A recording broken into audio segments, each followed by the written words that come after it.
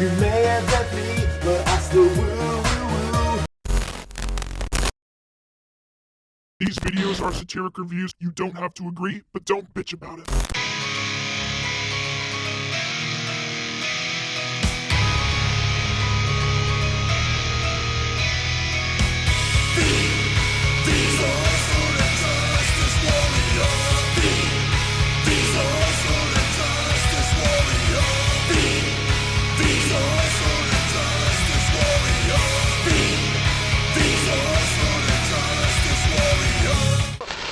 I hate this channel. Yeah, bro. That's all right, man. Love it, bro. Take care, man.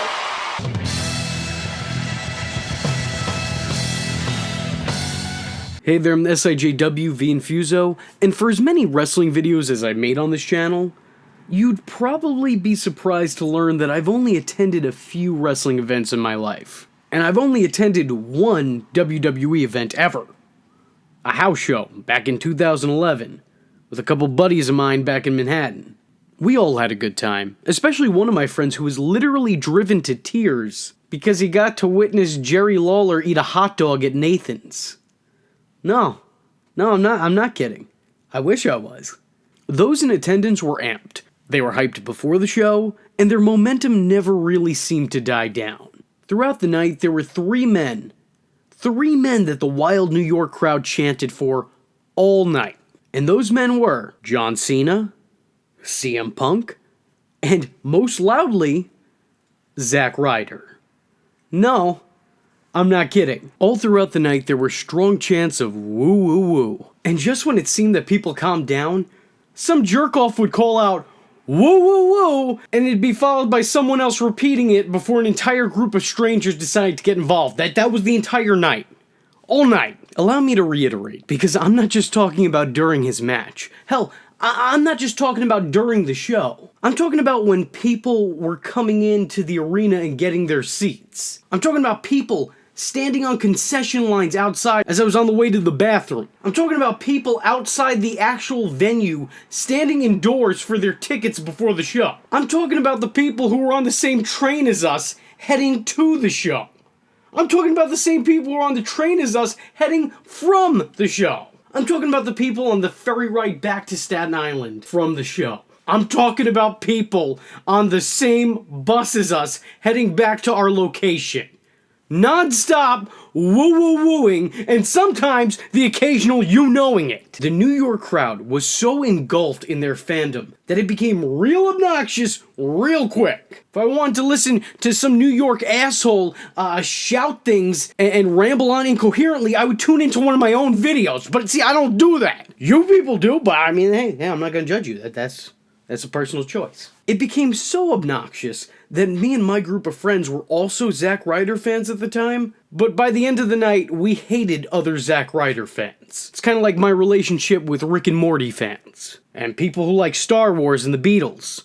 It wasn't even just the chants. Because these people were also wearing his hedgehog wig and those big stupid glasses. Listen, if there was ever a test if you were over as a performer, it would be this. If you could sell that stupid piece of merchandise, let alone as much of that stupid piece of merchandise that was sold, you should be a star. You should that should be it. You should be a household name. Everyone should know you. You should have untold fame and fortune. And yeah, like I said, at this event, people were really amped. People even remotely close to this event were amped. And he was so over that at one point in the night, I looked to one of my friends at the time, and I said, dude, that Ryder guy is a made man. That guy is gonna be a star. Wrong, wrong, wrong, wrong. Wrong, wrong, wrong, wrong. You're wrong. Now, just out of curiosity, can you imagine anybody saying that about present-day Zack Ryder? Yeah, I don't think so. So I guess the real question would be, where did it all go wrong? Well, sit down and shut up because you're about to find out. You see, the same year that gave us the summer of Punk also gave us the winter of Ryder. Zack had been wrestling for the WWE for about 5 or 6 years at this point, going from a major brother to an edgehead to what can only be described as a Long Island loudmouth. He was primarily used on WWE's undercard. That is when he was used. And really, at the end of the day, he was just another body on the roster collecting checks. Ryder would end up venting his frustrations on the card by taking to social media with a YouTube series. And Zack, come on, YouTube series? That never worked. Who ever got over because of that? This made wrestling fans see Zack in a brand new light, as he really got to showcase just how likable and charismatic he could be. He was subliminally witty, he was fun to watch, and he didn't seem to mind making fun of himself or his misfortunes. What, bro? What are you doing? Trying to get over. The moment you've all been waiting for. I promised it for weeks. John Cena on my show right now. Here it is, John. John. Love the show, What's up, bro? He's on my show. The fans really took a liking to him, and the fictionalized version of his life that he'd created. And he'd go from that dude who was occasionally on the shows to the dude that the WWE audience wanted to see on the shows. Zack, now catching the attention of the wider WWE audience, was now a fan favorite, with the WWE Universe calling for Zack to get a shot. He was so beloved that WWE crowds began chanting "We want Ryder" all throughout house shows, weekly Raws, and even a pay-per-view, showing their support for Zack even when he wasn't on said shows.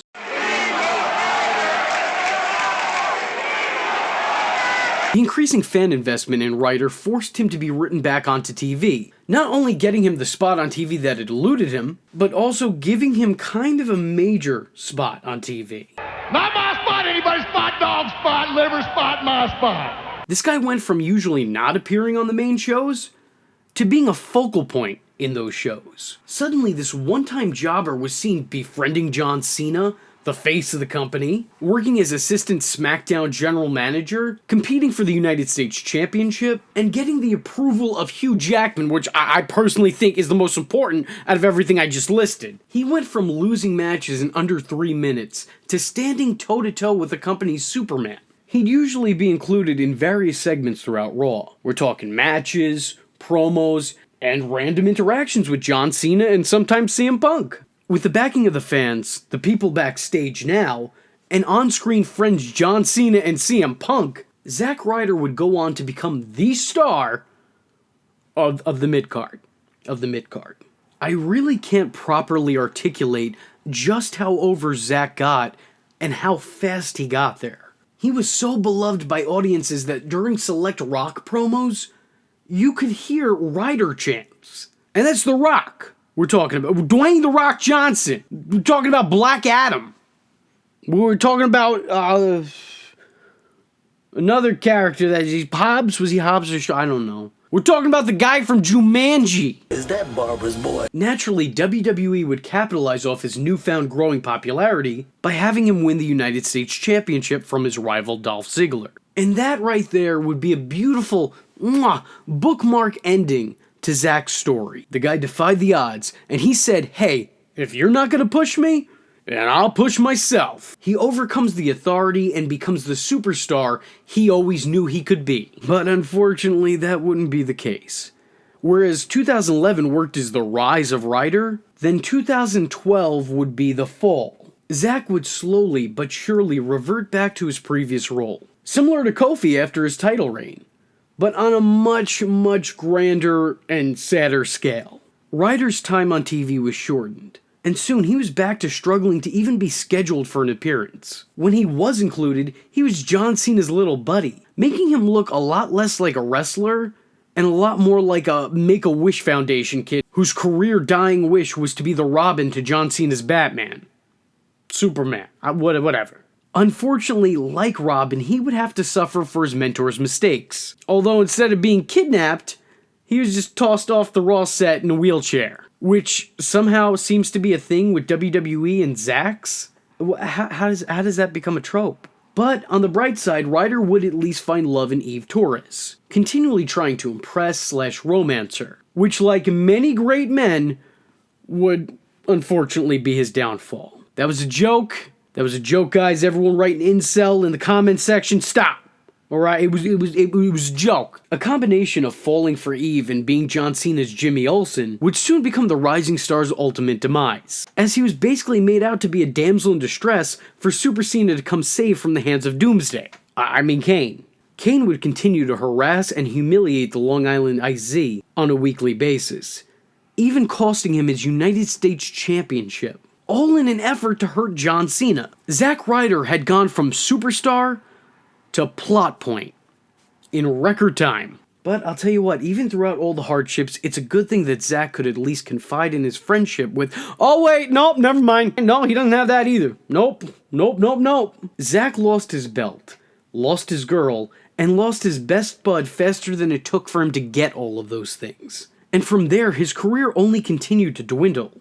I mean, sure, yeah, there was that night-long Intercontinental title reign, forgettable tag team runs with Mojo Rawley and Santino Marella, and he even got to team back up with his fellow edgehead Curt Hawkins. But he'd never really regained the type of fame he once had. Zack Ryder is a tragic tale about a falling star who burned out sooner than it should have. What's sad is the guy's a great performer and a charismatic entertainer, but ultimately all that will probably be forgotten in the long run. All because of how the company chose to make him look. Which is the same reason Dolph Ziggler, an amazing, tremendous athlete, is an afterthought and loathed by most WWE fans. Because he's continually shown to look stupid and inconsequential. But hey, at least in the case of Dolph, he is shown. Well, let me tell you something, brother. You're watching the social injustice warrior, V Infuso's channel, dude. So if you like the words that came out of his mouth hole, and you too want to become a V-tard, don't forget to like and subscribe, and click that little bell icon